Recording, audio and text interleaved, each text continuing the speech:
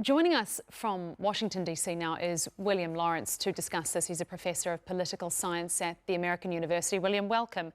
So just hearing there from a briefing from ICE framing this as an act of defence by an ICE agent who he said was, quote, fearing for his life and saying that this man who was killed was, quote, an individual who wanted to do maximum damage. What do you make of that response to what's happened? If it was a one-off incident, if this wasn't in the larger context that it's in, I might give him the benefit of the doubt. But that gentleman, Mr. Balvino, has been acting extremely unprofessionally, personally throwing tear gas canisters at protesters, making outrageous claims about the American citizens that are now being arrested by the hundreds, shot and killed in our streets. ICE deployments in all 50 states, but surging in 10 states.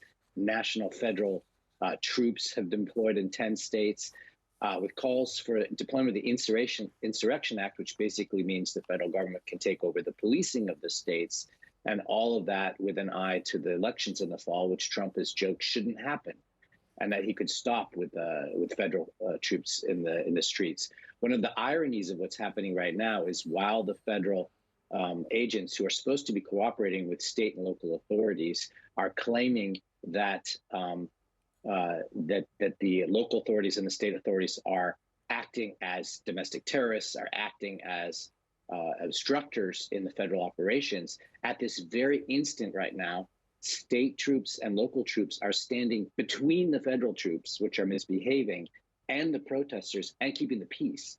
Because right now, to whatever degree you have lawless citizens, you have lawless federal troops.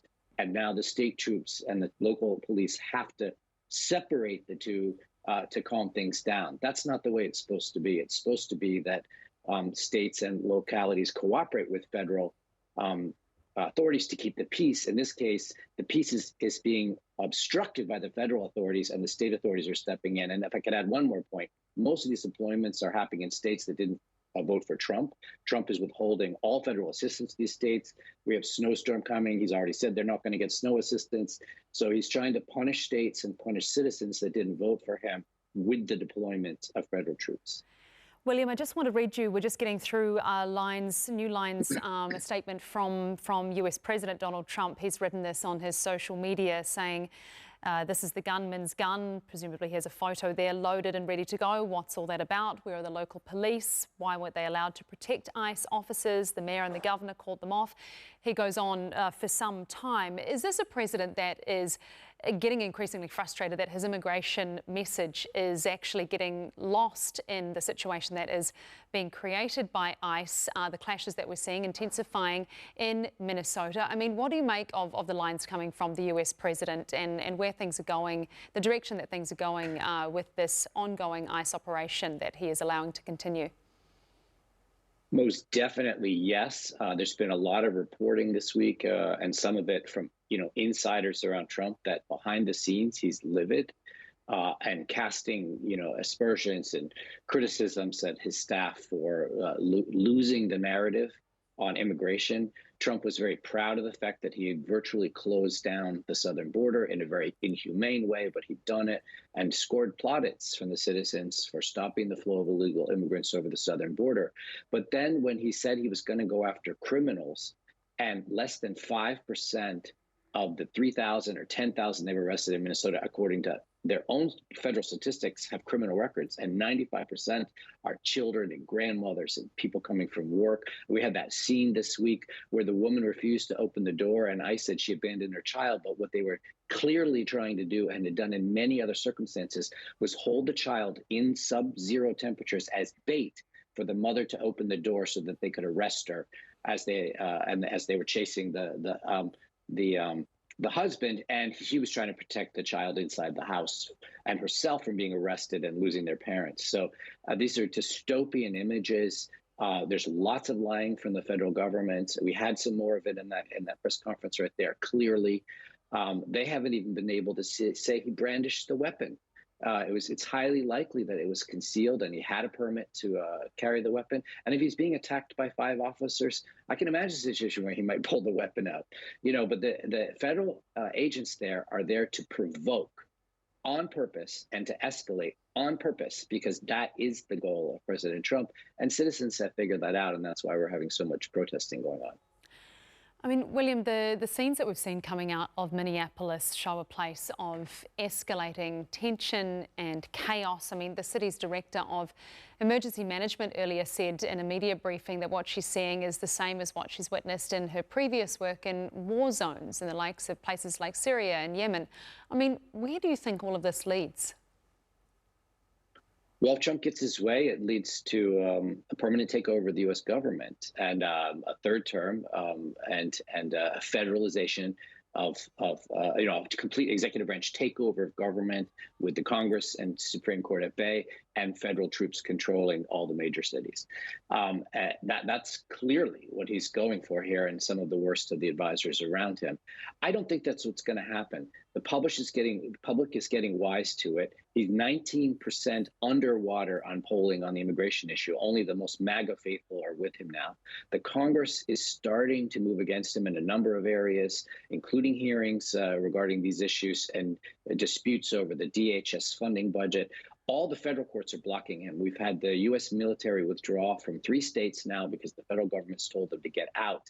And despite a Supreme Court decision backing Trump's ability to sort of stop anybody and then let them go if they have paperwork, the fact that hundreds of Americans have now been arrested and 2 have been shot dead and others injured, who are U.S. citizens, means that the Supreme Court decision doesn't really carry much weight. And finally, these agents are being told, you will not be punished. We won't investigate you. You can act with impunity. You will get pardoned if there's any, local court action against you. And so this level of lawlessness, I haven't seen in my lifetime in the U.S., and it's getting worse by the day. We heard from Mayor Jacob Frey, the mayor of Minneapolis, earlier, calling on Donald Trump to act like a leader, to end this operation, to take action now. I mean, we've seen from ICE giving that media briefing earlier that they are sticking by the actions of the ICE agent, as they did with the shooting of Renee Good. I mean, do you expect the administration to continue to double down on this despite, I mean, so many increasing numbers of Americans being horrified by what they're witnessing? So we've learned from Trump, 10 years of being in public spotlight. And if you've seen the movie The Apprentice about his former years and his relationship with Roy Cohn, Trump always uses the same playbook, which is attack, attack, attack, never admit defeat, pivot when you have to, but always be denying the facts, denying reality, and attacking. But he does pivot. Like he pivoted a little bit on Greenland, and he pivoted a little bit on Venezuela, and he will pivot without admitting anything. And so what I expect is, as the public pressure and then eventually congressional pressure and increasing court pressure and media pressure and even international pressure at some point comes to bear, Trump may begin to pivot.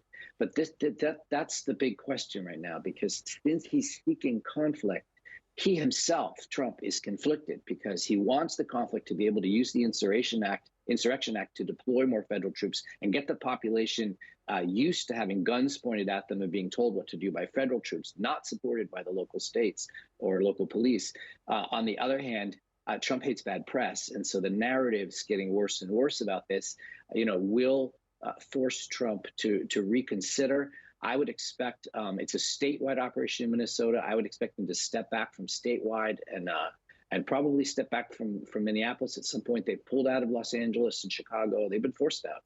And so, I expect an ebb and flow here. And Trump will be looking for opportunities to regain control of the narrative, which is about arresting brown people, because they're shooting white people, defending the brown people, but they're not arresting white people for not being citizens. It's almost all brown people, because this, the great replacement theory about white people being replaced, which is in Europe and the U.S., is driving a lot of the MAGA sentiment against brown immigrants. But Trump is, again, losing control of the narrative and will try to regain it. And that means probably a retreat at some point. Talking about the sort of wider picture here, but back to what we've seen unfold today, the shooting of a man who, as you say, was carrying a firearm, perfectly legal in the United States, was beaten to the ground and then shot and later died in hospital. I mean, William, can you believe that we are here? Another American citizen being shot and killed by federal law enforcement just simply in a matter of weeks. I'm still shocked. I mean, if you looked at Trump rhetoric, you knew it might be coming. If you looked at the MAGA movement and the harsh actions at the border for years now, you could see that this might be coming. But to see it actually happen is still very, very shocking for me. And, you know, right here near my house down the street, I've seen masked men getting out of vans, arresting people who look like brown and look like illegal immigrants. So, you know, I can see it right here. I mean, it's shocking. It's outrageous. It's un-American. It's treasonous, you know, in my opinion. But it's happening. And so it's going to be very, very difficult for everybody involved to sort of figure out what to do here, including the protesters, you know, many of whom are carrying weapons legally in Minnesota and in other states, because the instinct, if you saw some of the interviews with the protesters over the last couple of hours, they're talking about, you know, armed rebellion against the federal troops. You know, they have weapons, some of them, and that's exactly what Trump wants. The more federal agents get hit, the more federal agents get shot at, the more everything is justified as, you know, having been needed all along, a federalization of policing in the U.S. and a militarization of policing in the U.S. So the protesters have to be very, very careful, along with state and local authorities, to try to keep things peaceful, to try to de-escalate when the federal government isn't de-escalating, and to try to tamp things down until cooler heads can prevail, because you know, any escalation of violence leads to outcomes unintended by both sides. And so the best thing right now is for the governors, the local mayors, the local police to step in and literally push the federal forces back and then eventually, hopefully, out of the states. William Lawrence, thanks so much for your time with us here on TRT World. Really appreciate it.